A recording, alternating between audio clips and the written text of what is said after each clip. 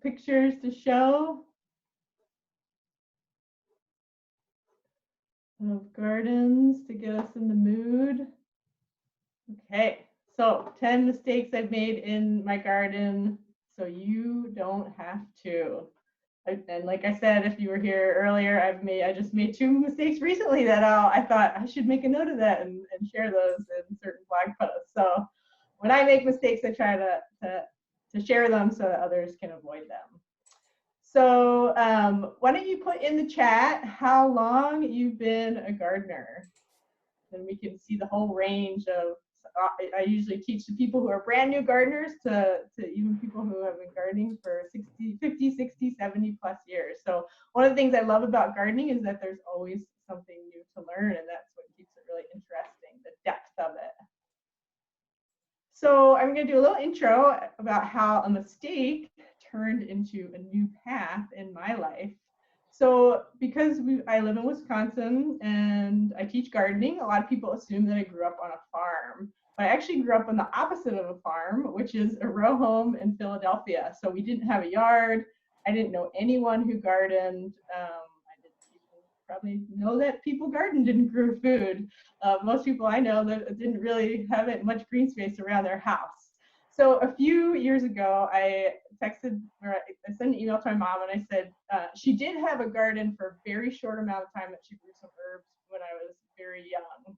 So I texted her and said, can you send me a picture of me in the garden? And we moved by the time I was 6. And this is the only thing that she could find, me with an azalea bush. So I guess that was the extent of my gardening. And then she sent me this great note. Here are the only photos I have where you are even near a plant. Apparently, after your 6th birthday, we never let you near another flower or garden.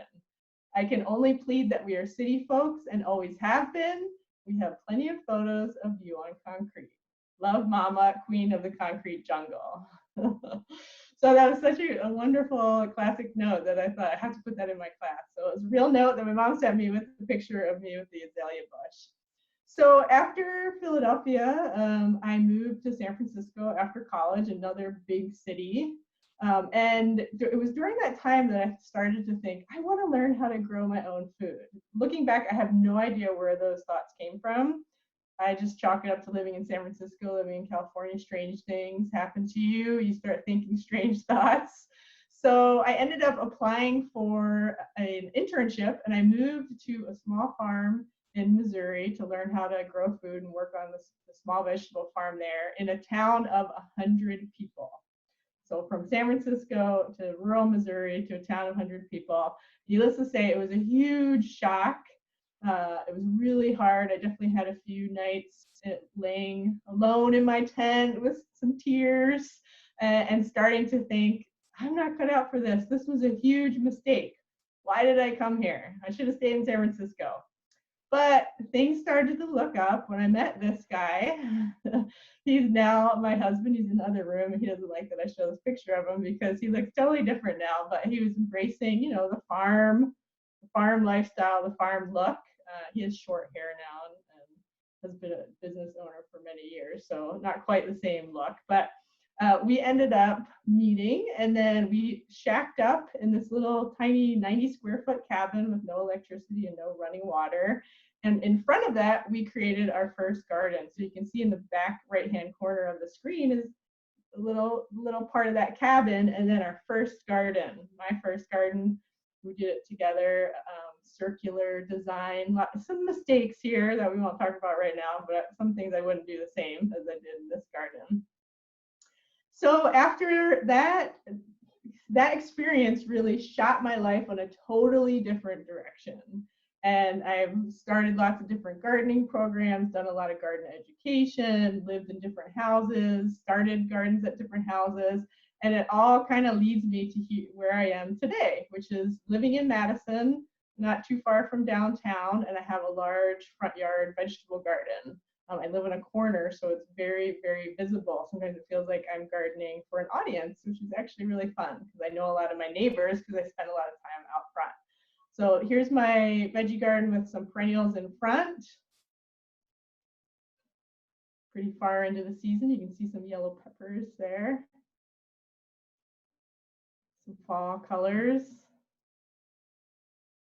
And then my garden actually wraps around the side of my house. Like I said, I'm on a corner, so I have a whole nother part of my garden right up close to the street. So lots of people biking and walking and stop to talk to me when I'm in my yard.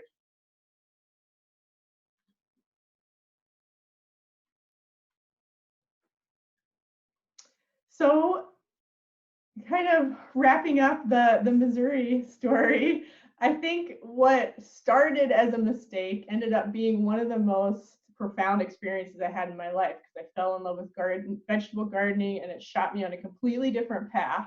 I met my husband and fell in love with him as well. And so it was something that started out seeming like a mistake, but ended up just putting me in a new direction. So that's kind of the theme of today's class, that mistakes sometimes point us in different directions. So my business is the Creative Vegetable Gardener, and tonight I hope to inspire you to try some new things and have more fun in your garden this season. So here's the quote that is in that spirit. It's from the Vegetable Gardener's Guide to Permaculture, and in it, when I was reading it, the author said, "In the garden," and then I added, "in and life, there are no mistakes, just lessons pointing you towards better solutions." So we're going to talk about some mistakes, but it's kind of tongue-in-cheek that there is no gardening without mistakes and experiments. But when we make mistakes, it helps us become better gardeners. And my goal is to help you skip over some of the beginner mistakes, and then you can move on to the advanced mistakes, because there's plenty of mistakes to be made. So tonight we're going to talk about 4 different elements: design, planning, garden health, and enjoyment. So I was in my garden working one afternoon. I was thinking about all the mistakes I made over the years. And I used to also design and install and maintain gardens in other people's yards. So I thought, oh, not only have I made mistakes in my own garden, but I've made mistakes in other people's gardens. And I thought, oh, that would make a great class. So here we are. So we'll start out with design. So good design makes your garden more beautiful and requires less maintenance. So 2 things, like the holy grail. We want less maintenance, less work we have to do, and a more beautiful garden. So we're going to talk about a few ways you might be able to do that. So number 1 is no garden design. This is a picture. I used to have a community garden plot for a long time. And this was one of my neighbors. So this is kind of the classic, especially in Wisconsin, the style of gardening that a lot of people maybe grew up with or grandparents did, which is just tilling up a large plot and then just planting in long rows. It's not necessarily a bad way to garden, but it certainly doesn't lead to a very beautiful or interesting garden. And sometimes there can be a lot more maintenance. So in contrast, this is my previous house. We bought a new townhouse, and so there's no landscaping, no nothing around the house, as you can see. Just some sad weeds. And this is the first day in spring that we started to figure out, okay, let's start building a vegetable garden in the back. So the first thing we did is really decide on our design, and we decided, where are the garden beds going to go? And so we're starting to create the structure of the garden by creating beds and paths. And so that's a good step for garden design. And that's what I do. That's what I've always done in all of my yards and any gardens that I've designed for other people. And then this is what it looks like the next weekend. Just kidding. This is what it looked like 7 years later. There's no way I can create a garden like that in a week, but you can see that there's beds and paths. Things changed a little bit over time. It's mostly logs and rocks, but it adds a very organized structure to the garden. I like to consider that the canvas.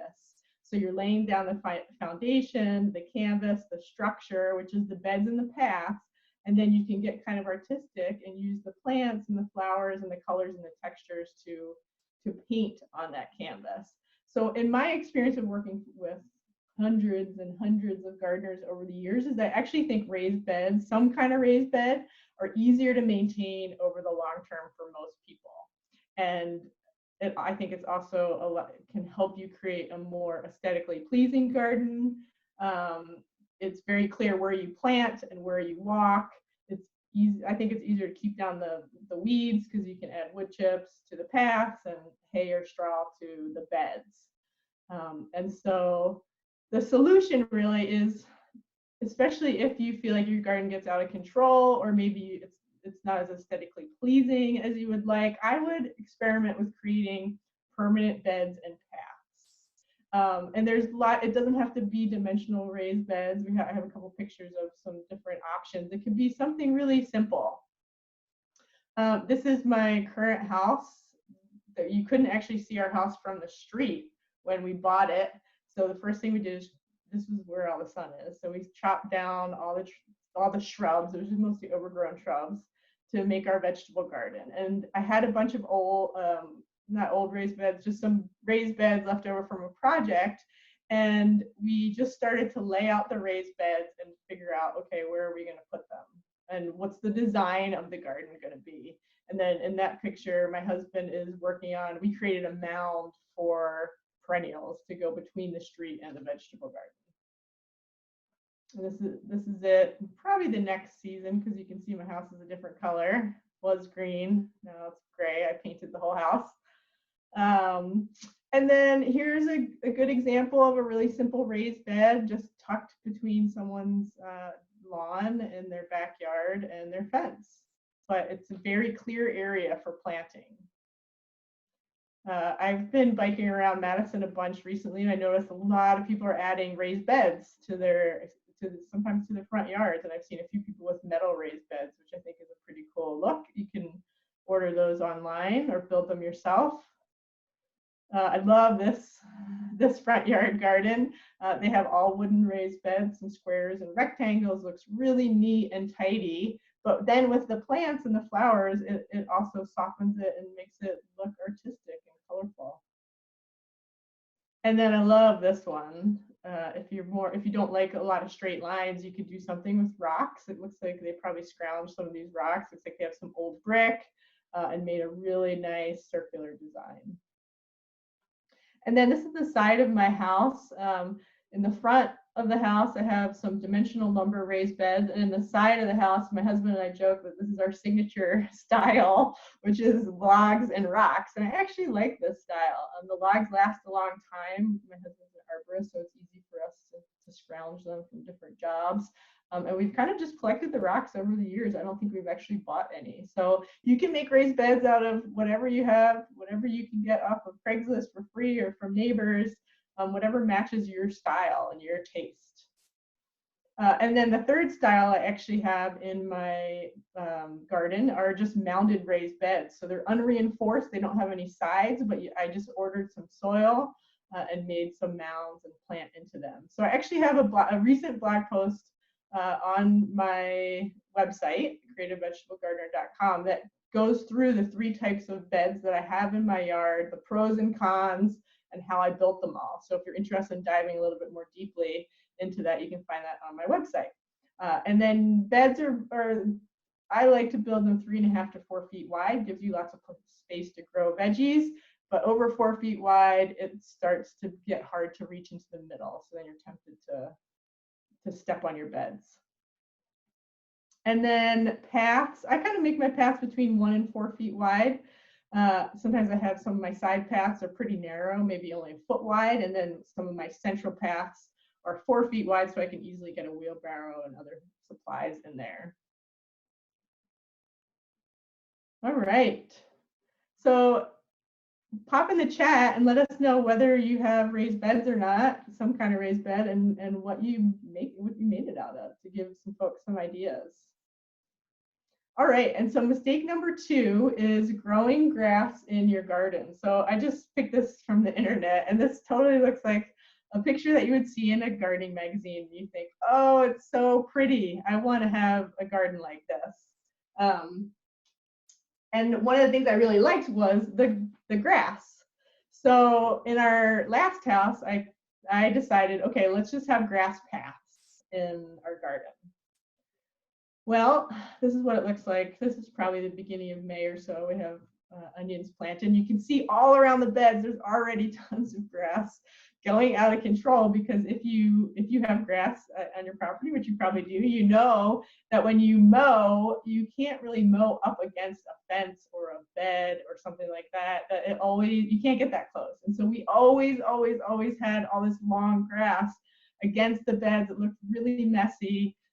We'd have to go out there with a weed whacker, which is one of my least favorite things to do in the garden. My husband and I would kind of argue whose turn it was. And so after a couple of years of that, I think I might have another picture that looks even worse. This is later in the season.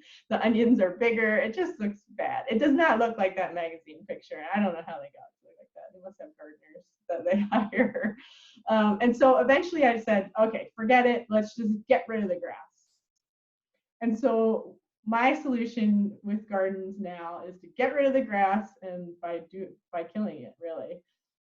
And so what we did was cover the paths, cover all the grass with cardboard, and then put down wood chips. And now I do this with any garden that I install at my house or at somebody else's house, because grass has a tendency to get in the beds, to travel around. It's really hard to keep it out of the vegetable garden. So I just decided no grass in the garden. Likewise, this is our current front yard garden. You can see immediately after installing the beds, planting everything, I'm putting down cardboard and I'm covering it all with wood chips. It easily kills the grass. Grass isn't actually that tough, so no more grass.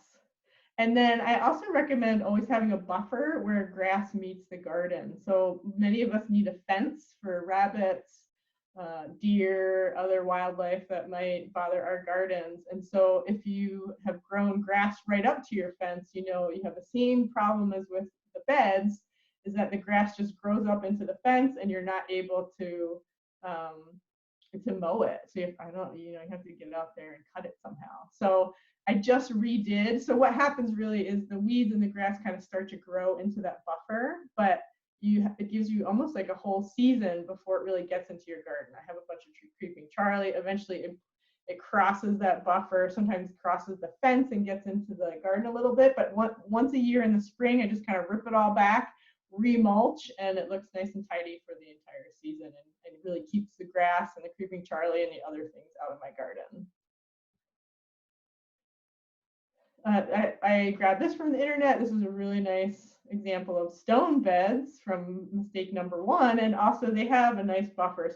So I use wood chips because that's what's free and easy for me to get, but you can do something like this, like pea gravel or bricks, or make stepping stone paths. Your path can really be whatever you want. I just don't recommend grass. All right, so we talked about design, which was create beds and paths and kill the grass.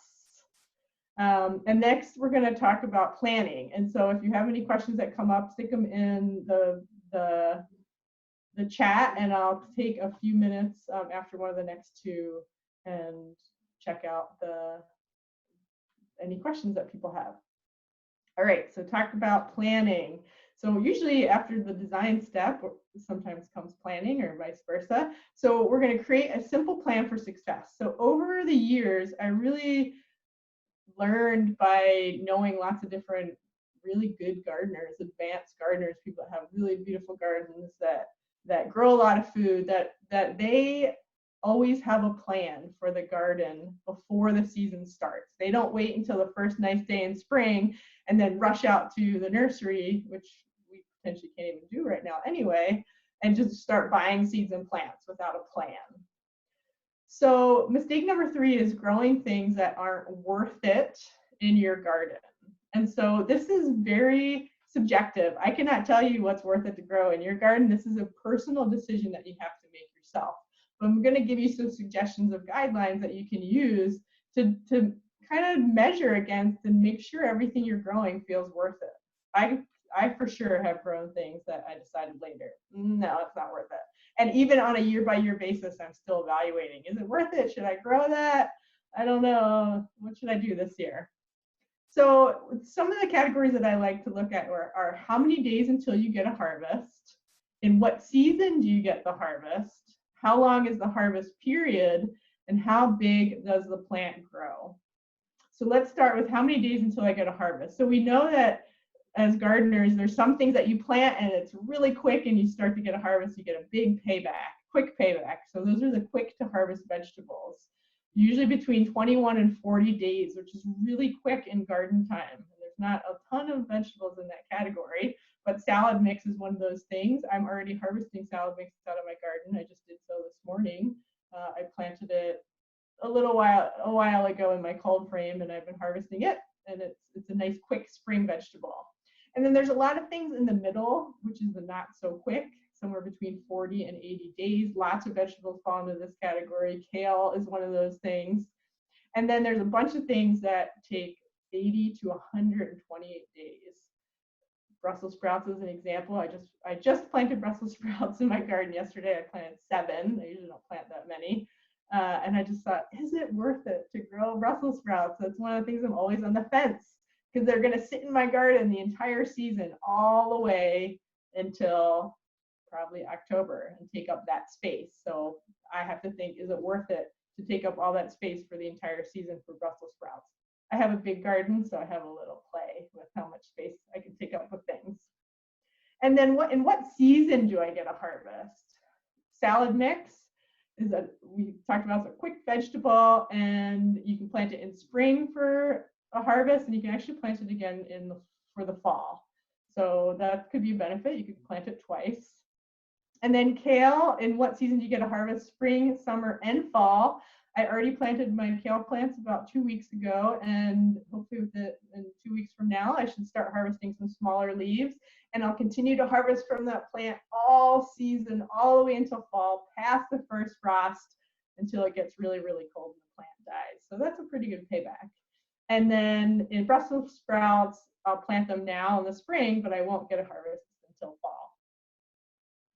And then how long is the harvest period? So back to salad mix. Usually, this is a category, it's like plant one, harvest for a short time. So you plant a row of salad mix, you can go back 2 or 3 times and get cuttings from, if you cut the whole row, it'll regrow 2 to 3 times, but then the plant stops producing. So you have to think about that when you think whether it's worth it to grow or not. And then kale is a plant one, harvest for a long time. Like we said, I plant one plant, and then I can keep harvesting, keep growing kale leaves the entire season. So it's quite a long time. And then onions are a good example. I often tell a story about when my sister was learning how to garden. She called me one night and said, okay, when you plant one onion, how many onions do you get? And I said, oh, that's a really interesting question. Well, you get one. You plant one, you get one. She said, oh, well, that's not worth it. I'm not planting onions. So that doesn't mean that it's not. I plant lots of onions in my garden, so I don't necessarily agree that it's not worth it, but it's a category that some people might think it's not worth it. Certainly if you have a small garden, you might not want to plant things that are plant one, harvest one. And then the last category is how big do plants grow?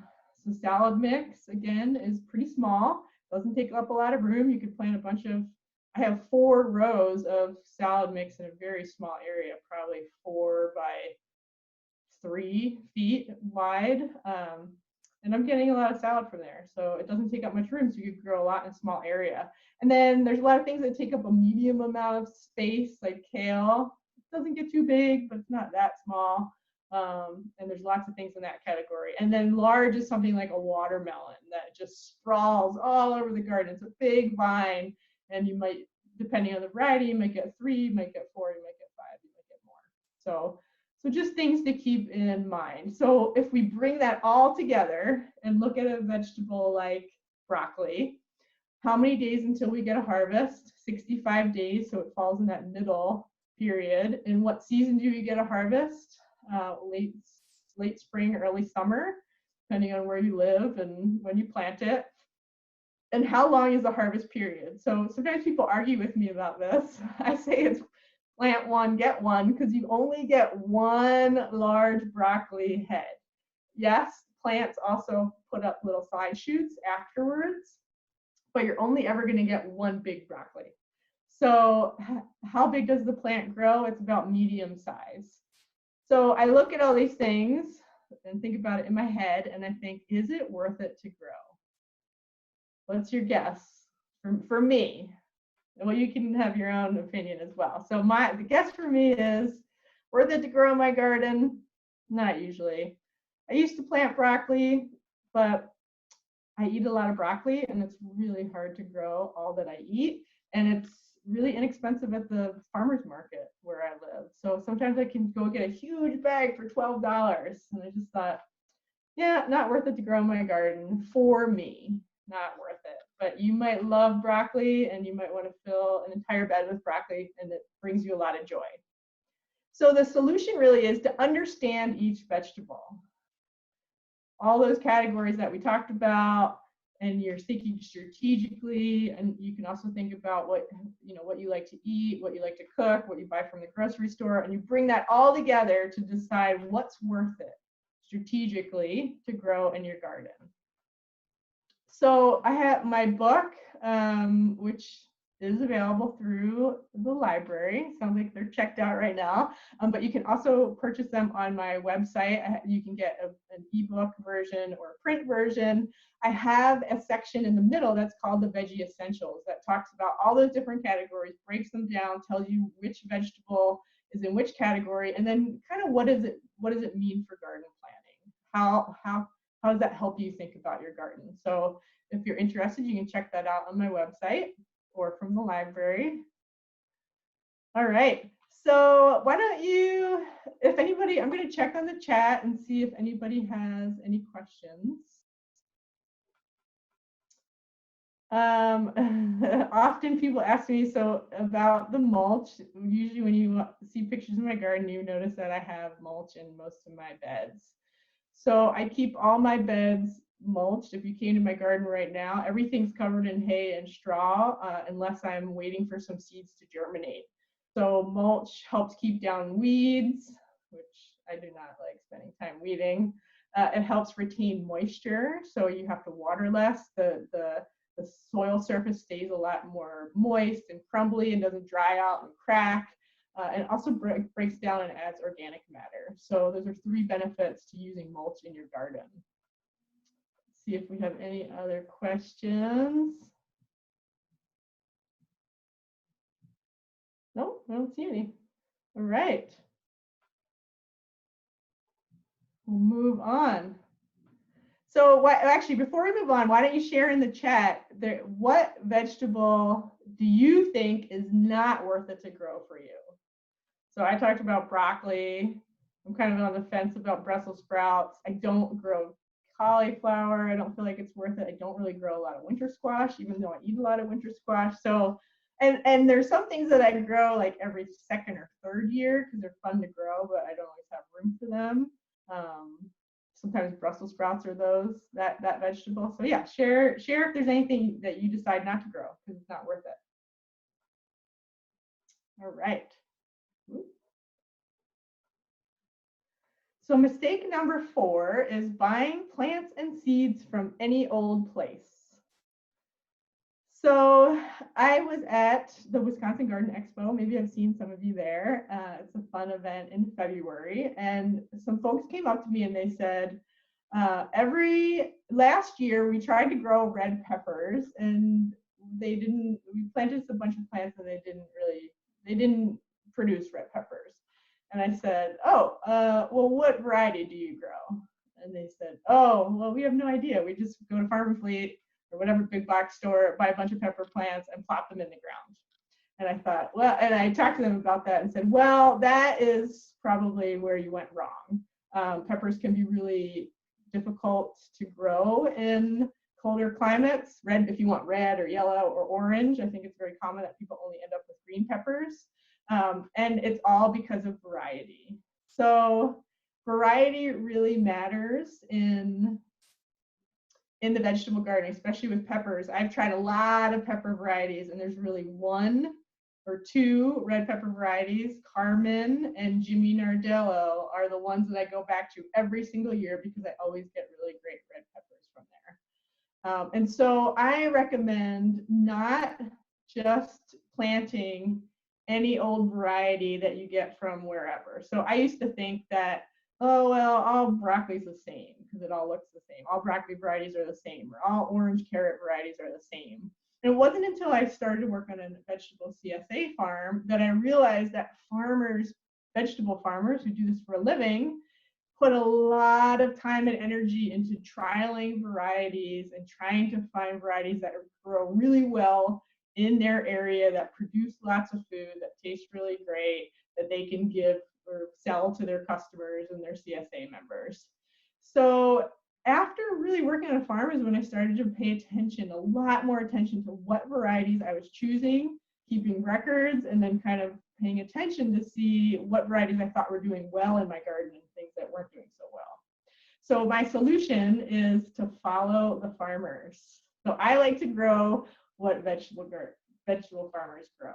So one way you can do this is if you don't start your own seeds and you buy plants for your garden, go to your farmer's market, or right now some of the farmers markets in Madison you can just order online, and try to buy from people who are growing those same varieties in their fields. So I like to buy from vegetable farmers that are selling extra of the seedlings that they're growing on their farm, because then you know that they're reliable varieties. They're not going to sell varieties that don't do well on their own farm. And you can ask lots of questions if you are able to go to the farmer's market in person. We do have some in Madison that you can go in person, and you can ask questions. Do you have a pepper that you recommend that does really well, I love red peppers? Or do you have a lettuce variety that doesn't bolt quickly in the spring? And get some information from them and get some really good varieties that are tailored to your area. And then the other option is, if you're going to order seeds, I personally like to order seeds from companies that are serving organic CSA farmers, organic vegetable farmers. So Johnny Selected Seeds and High Mowing Seeds is where I get most of my seeds from. Many of their varieties are very high performing. They're often breeding new varieties to respond to different things that are happening in climate-wise or disease-wise or pest-wise. They often have varieties that are really productive and beautiful and taste great, because that's what vegetable farmers want to grow. And then I also love Seed Savers Exchange. So those are the places where I get my seeds, and those should also be on the handout for later. All right, so I am passionate about trialing lots of different varieties. I have a lot of my favorites, but every year I'm always trying different ones and evaluating them. So in the Smart Start Garden Planner, in the back, there's a table of every single common vegetable and herb that you would grow, and then I give recommendations for varieties that do well in my zone 5 garden if you're from this area. And then I also have lots of blog posts on my website where I share different favorite varieties for lots of different vegetables. So pop in the chat and share a favorite, like a one variety that you couldn't imagine not having in your garden. We were talking about sun gold tomatoes before the class started, and I would say, yeah, that's definitely one variety that I can't imagine not having in my garden. I have at least, usually only 2 sun gold tomato plants every year, and I probably will for as long as I garden, as long as it exists. All right, so mistake number 5 is losing plant tags. And so after this mistake, if any other questions have come up, I'll pop in the chat and look again. So tell me, well, you can't, I guess you can tell me on chat, but we're not seeing each other in person. But if you've had this experience of you buy some plants, the plants usually come with a tag that tell you what they are, and then you plant the plant in the garden, you stick the tag right next to it, and then you come back at the end of the season and you cannot find the tag. The tag is gone. The garden troll stole it, and who knows what happened to it. And this can be really frustrating, because if you have something, I'm planting a purple kale, say that kale does great in my garden, I love how it looks, it tastes really great, it produced a lot of leaves, I totally want to grow this kale again, it was so great, but I lost the tag and I have no idea what it was. And on the flip side, you could say, maybe I planted a pepper plant, it only gave me 1 pepper, it never turned red, that was a terrible variety, I'm never going to grow it again. If only I knew what it was. But I don't, because I lost the plant tag. So this was me for many years. And then finally one day I decided, instead of putting all these plant tags in the garden with the plants, I should just make a map of my garden. So what I did was, and you can see in that binder, I went out and I just made a quick, this is when I had my community garden plot. I took a piece of paper from my house, took a pencil, went out and just drew a quick map of my garden. I didn't measure anything, it wasn't to scale. And then I thought, okay, now I have a map of my garden. I went inside and made a bunch of copies of it. And I thought, okay, what should I do with my map? And I thought, oh, I should start a garden binder. So I started a garden binder and started to keep my records in there. So now I've really trained myself. When I planted Brussels sprouts yesterday, I usually bring my binder out with me. As soon as I'm done planting, I write, as you can see on this map, the date, how many I planted, and the variety. If I leave my binder in the house, something happens between when I plant and when I go inside that sometimes I don't end up writing it down. I get distracted. So I try to bring my binder outside. So in that middle bed, you can see it says May 26th, I planted 20 Beauregard sweet potatoes. I often plant flowers on the ends of my bed. So I planted a salvia and a rudbeckia and another salvia. Oh, that probably looks pretty. And this is 2016. And so I just do that for the whole season. Sometimes I plant multiple things in beds. I'll draw another bed for my fall plantings, and then just keeping track of the dates and the varieties. So this is a great way to keep track of things so that you can repeat your successes and get rid of anything else that's not working. Here's me writing down in my binder, and you can see sometimes it gets a little wet and looks a little messy, but that's okay. It's a garden binder. All right, so we've talked about design and planning. We are going to, under planning, we're going to understand each vegetable and strategically think if it's worth it to grow. We're going to follow the farmers and try to grow some of the varieties, the seeds, and the plants that they're growing so we might have better luck. And then we're going to keep records so that the things that we do grow that we're really happy with, we can repeat those things the following year. So I'm going to just pop up in to the chat and just see if there's any questions. Someone wanted to know, do you plant Brussels sprout seed or transplants? Yeah, you in that pretty much everywhere you want to plant transplants. You just want to go out and either start your own plant inside in the winter or go out and buy some plants from the farmer's market or the nursery. All right. So somebody wanted to know, when I mulch between my raised beds, can you use the free mulch? That's what we use from trees that come down. I mean, if you live in the Wisconsin area, I don't know if you can get jumping worms from wood chips. I mean, they don't live in trees, but I guess, I don't know. You have to, I'm not sure about jumping worm, but no, we don't really worry about disease in the vegetable garden from wood chips. I would worry more about weed seeds in your hay or straw mulch. Okay, let's move on to garden health.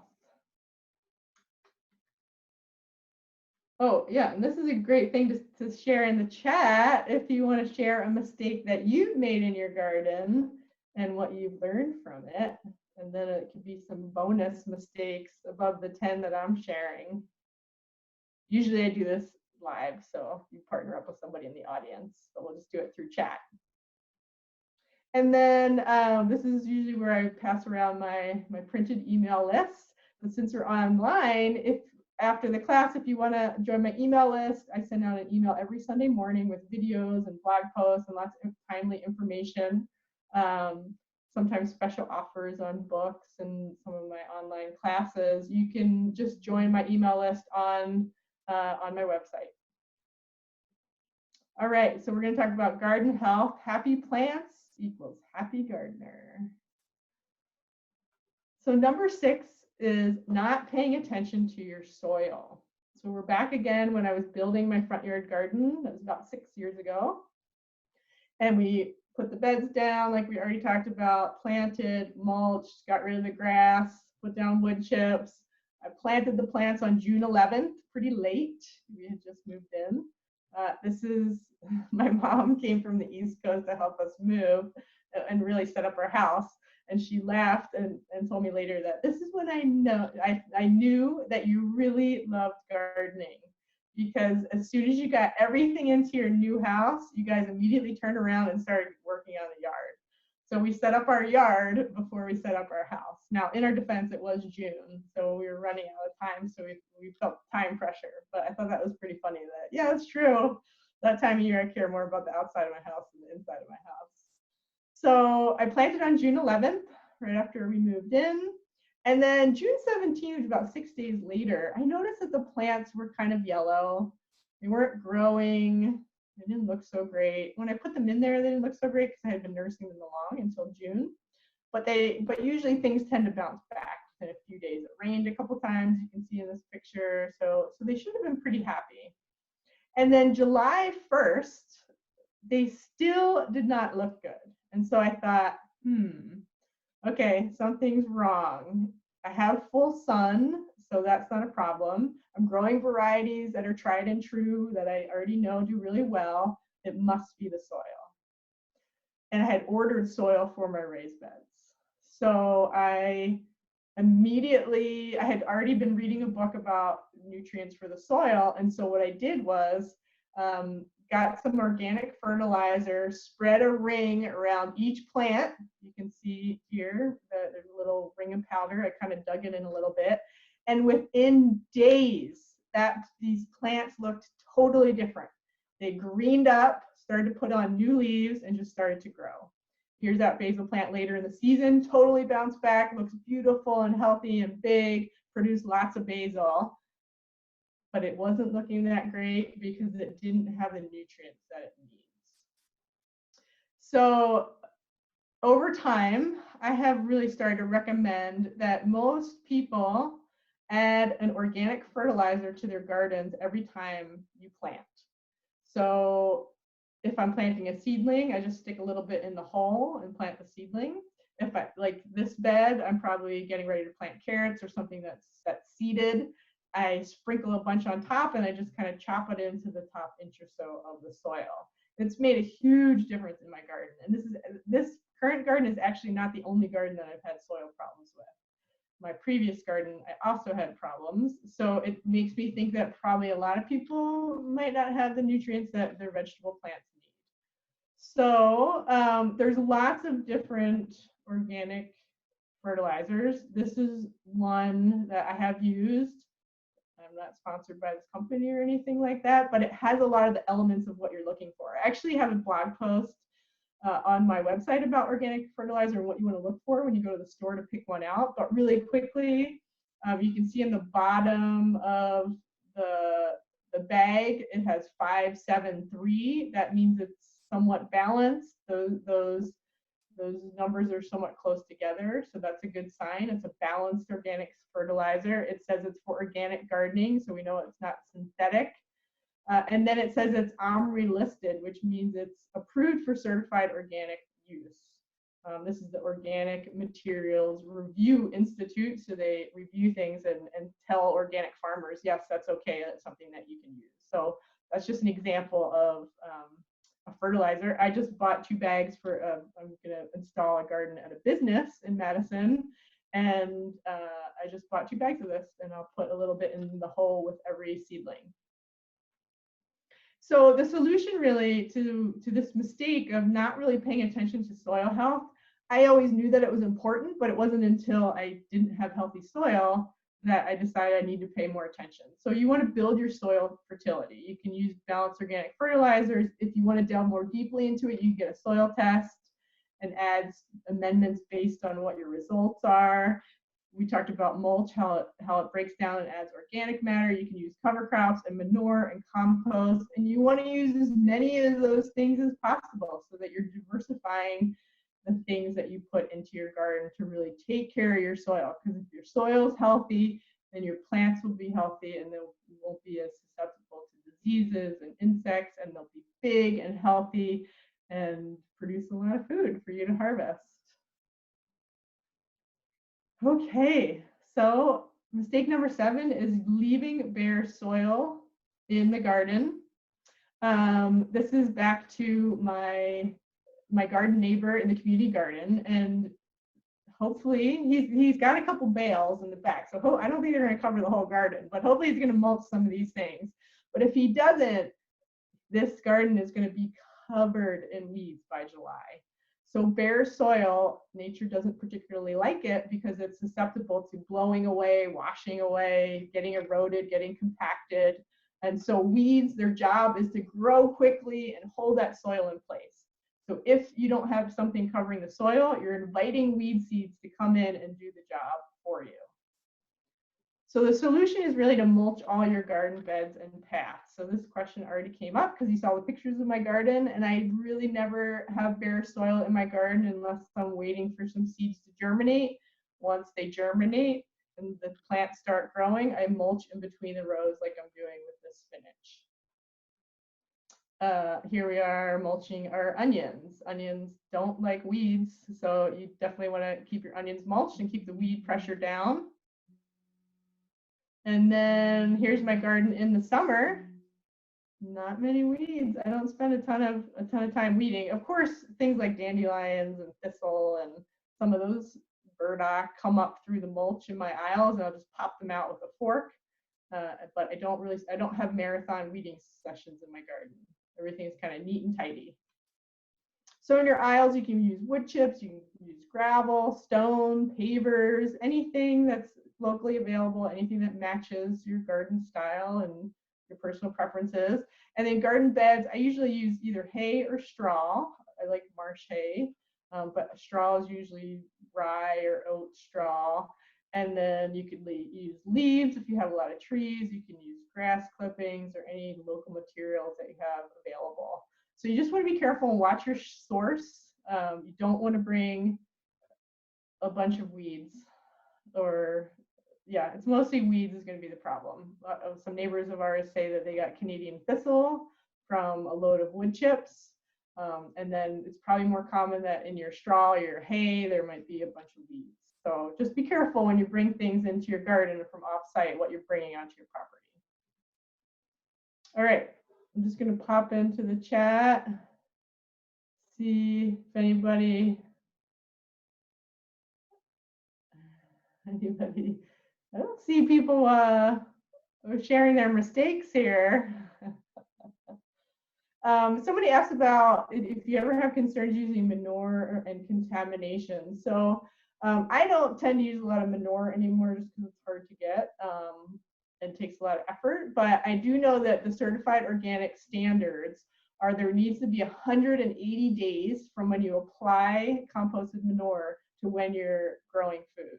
So a lot of organic farms will apply it in the fall, and they'll have this whole winter to kind of sit out, break down, and then the organic standards have deemed it safe after 180 days that you can start planting. So I don't really know specifically about E. coli. I just know that of those guidelines. So somebody said their biggest mistake is overwatering. They had a bumper crop of powdery mildew. Yes, I feel for you. All right. Well, if another mistake pops into your head, feel free to put it in the chat. All right, and then we're rounding the corner. We have mistake number 8. Oh, somebody just talked about watering too much. Perfect segue. Or watering too little. So it really depends on where you live and what your climate is. So because it's an online class, I think we have people from other locations besides Wisconsin. So watering is going to be dependent upon where you live. We have fairly consistent water throughout the growing season here in Wisconsin in most seasons, unlike if you live in the Northwest or California, where you would have a really dry, long summer. But for folks that live in a wetter climate that's more consistent, you want to make sure you understand which vegetables like water and which vegetables don't really like a lot of water. So one mistake I've made in the past, this is a wheelbarrow of some of the onions that I grow. So I usually grow pretty awesome onions because one of the things I figured out is that onions like a lot of water. And in the past, I've underwatered my onions, and they didn't size up very well because I was at a community garden. I was being kind of stingy. I didn't feel like going to water. So now that they're in my home garden, I make sure they get 1 inch of water per week, every week while they're growing and sizing up. So it's good to know which vegetables like onions will perform better if they get consistent water. In contrast, tomatoes don't really like being wet. And as someone posted in the chat, squash don't really like being wet. They can get powdery mildew. There's a lot of tomato diseases that are kind of exacerbated by wetness. Here in Madison, we've had a lot of wet Augusts. Just when my tomatoes are starting to pump out fruit, it rains and rains and rains. We get 4 inches of rain, 3 inches of rain, and then the plants really get overtaken by disease. So you don't want to spend a lot of time setting sprinklers on your tomatoes or on your squash because they're not going to be happy. For all of us really, the best way to water, the most efficient way is drip irrigation, but it can be expensive and time consuming to set up. I don't have it in my garden. I tend to just water with a hose. I keep a rain gauge in one of my beds, and so it's actually really fun. Now, after it rains, a lot of times me or my husband will run out to the garden and look, how many inches do we get? How much did it rain? So we just got a rainstorm less than a week ago, and my husband came in and said, oh, it rained 1/2 of an inch. So I make a mental note of that and say, okay, well, the garden got some water, so I don't need to water right now. And this also depends on where you live, what kind of soil you have, but in general, vegetables like about 1 inch of water per week, but newly planted seeds need water every 1 to 2 days. So until seeds germinate, they like to be consistently moist to help with that germination process. So that means you're going to need to water seeds every day. If it's really hot and dry, sometimes you have to water twice a day in the middle of the summer. But then once they germinate and they're up and growing, you can go back to 1 inch per week. If you have really sandy soil, you might need to water more often. If you live somewhere that's really hot and dry, you might need to water more often. All right, so we did garden health, soil fertility. We're going to make sure that we really take care of our soil, make sure our plants have the nutrients they need. We're going to cover that soil so that we don't have to spend our lives weeding and kind of keep our gardens neat and tidy so we can spend more time enjoying them. And then we're going to water just right so that we don't cause more disease or cause vegetable plants to be undersized, like if you don't water onions enough.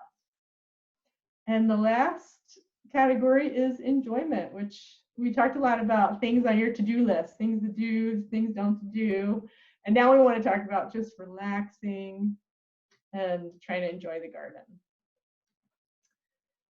So your garden should feed your body and your soul. So I'm a big proponent of having a really beautiful vegetable garden so that it's something that I love spending time in. So for me, a vegetable garden isn't just utilitarian. I like it to be beautiful. It's also in my front yard. My whole neighborhood sees it.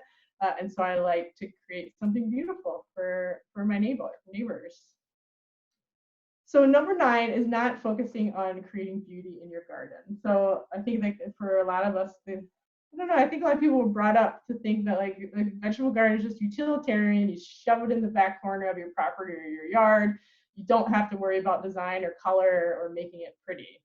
But I would like to elevate it into something that could be the centerpiece of our landscapes, that you can bring your vegetable garden into your front yard if you have the space and you have the sun. So one way, really quick way that you can do this season is to make sure you're mixing a lot of flowers, and it can just be annual flowers, into your vegetable garden.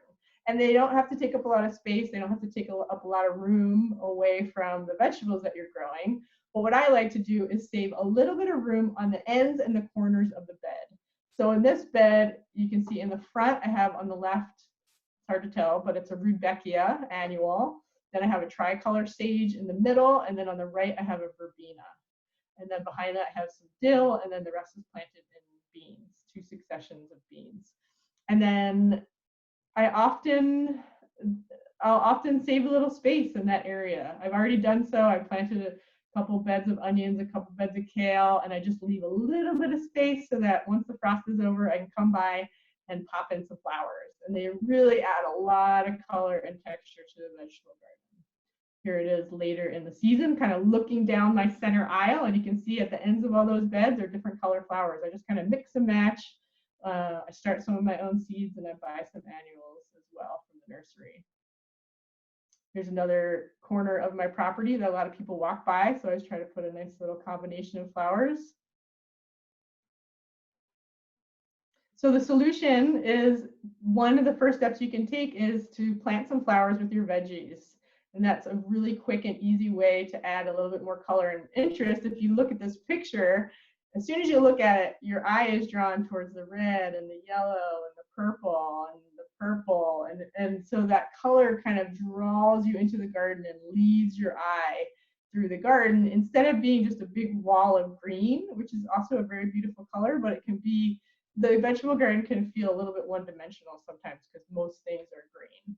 So adding some color makes it a lot more interesting. All right, and then number 10 to end it is giving away or composting the harvest. So when we follow all these great practices, sometimes we end up with lots of food, sometimes more food than we can eat. And I think sometimes what happens is it goes bad in the fridge. We give it away, which can be a really fun part of gardening. But then sometimes we compost it because it goes bad in the fridge. So one great solution is doing some really easy food preserving. So I preserve a lot of food for the winter, but I don't like to spend a lot of time canning and doing some of the more labor-intensive methods of putting food by. And so over time, I researched a lot of techniques, and I use fresh fridge and freezer storage to do some really quick ways to fill my pantry for winter. So tomatoes is a good example of something that a lot of us grow. Some people can them, but instead of canning them, I chop them all up, all kinds of tomatoes. You can see green and orange and cherry tomatoes, doesn't matter what kind. Chop them all up. I leave the skins, I leave the seeds, and then I put them all in this big stainless steel casserole dish that I got from a restaurant supply store. You can get online, pretty cheap, I think it was 25 bucks. And then I put it over 2 burners on my stove, and I cook it down until it looks like sauce. So I'm cooking a lot of the water off so that I can fit more tomatoes in a smaller space. It takes a little more work than freezing them whole, but I'm cooking a lot of the water off, so I'm getting way more tomatoes in the same space. So I just cook it down for a couple hours until it looks sauce-like, and then I put it in yogurt containers and freeze it for the winter. And I use it in any recipe that says canned whole tomatoes, chopped tomatoes, fire roasted tomatoes, anything. I never buy canned tomatoes because I always have some in my freezer. And then you can make sauce out of it by sauteing some garlic and onions, throwing in some herbs, throwing in 1 or 2 containers, and cooking it down a little bit more and making it into sauce for pasta. We put it in chili, we put it, I'm gonna even put it on pizza, all kinds of things. So a really easy way to put a bunch of tomatoes in the freezer really quickly with not a lot of work. So other things that you can use the freezer, I really like to freeze kale. I just freeze that raw. I just rip it up, shove it in bags, and stick it in the freezer. Peppers you can freeze raw. I just chop them up and put them in bags. Celery you can freeze raw. I do freeze a lot of broccoli that needs a little bit of steaming or blanching. So some of these things need a little bit of pre-processing before you stick them in the freezer. Some can be frozen raw. So I store a lot of garlic and onions in my basement, fresh in the fridge. I store a lot of fall carrots and beets all winter long. I'm eating my own carrots and my own beets. And in the freezer, you can do things like tomatoes and kale and some of the other stuff I talked about. So I actually have a whole book about super easy food preserving, lots of posts on my website if you want to delve into some of those vegetables. And I also have an online class that walks you through how I process some of those veggies. And certainly I'm going to be focusing on that a lot this summer and fall because next winter feels a little unknown. What is the grocery store? What's the situation going to be? So I'm going to focus on really building up my pantry. And you don't have to grow all those vegetables. You can buy some of them from the farmer's market and you pick farms and process them that way if you have a small garden. Okay, 10 mistakes. There they were. I even gave you 2 bonus ones in the beginning if you're here while we were chatting, ones that I just made hot off the presses. But I want to end on a positive note that to say that gardening should be fun and experimentation is part of the fun. Every year I try new experiments. Some of them work out, some of them don't, but they all point me into a new direction, like we talked about in the beginning of the class. So don't forget to, I think sometimes when we garden for a long time, we just start doing the same things over and over. So don't forget to tap into that spirit of experimentation and learning and trying new things this season, because that's what keeps gardening fresh and new and vibrant. So if you like learning online, which is for some of us is a new thing, I actually already have 7 different classes that are all online. You can find them on my website.